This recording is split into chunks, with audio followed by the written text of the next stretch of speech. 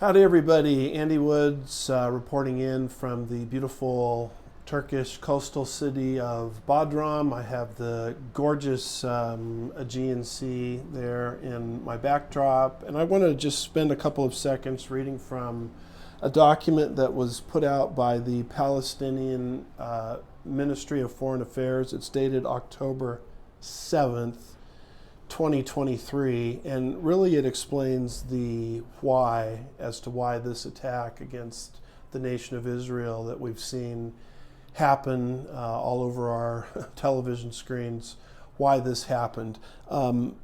Notice the date of this, October 7th, 2023. Just Google the what's called the Yom Kippur War, where Israel was victorious, and you'll see it goes back exactly 50 years to when Israel was successful, October 7th, 2023. It says here, we have repeatedly warned against the consequences of blocking the political horizon and failing to enable the Palestinian people to exercise their legitimate right to self-determination and establish their own state. So the reason for this attack is there wasn't enough progress made in the minds of the so-called Palestinians towards forming a two-state solution. And what do they mean by a two-state solution?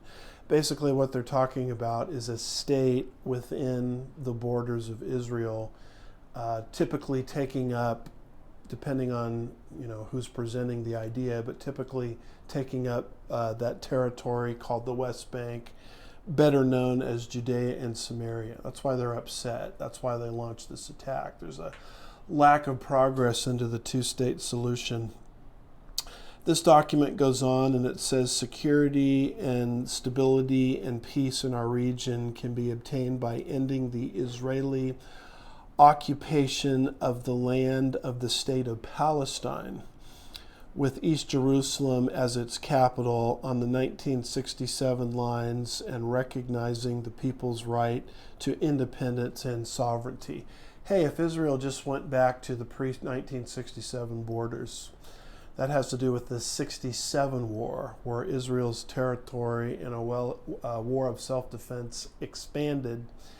If Israel would just go back to her pre-1967 borders, then attacks like this would stop. I want you to understand that that's a lie.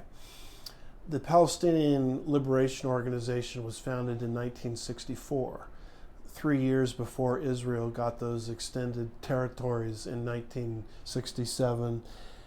And one more fast line from this document. It says, that is in addition to the absence of a solution to the Palestinian cause after 75 years of suffering and displacement. What 75 years? Now they're going back to the War of Independence in 1948.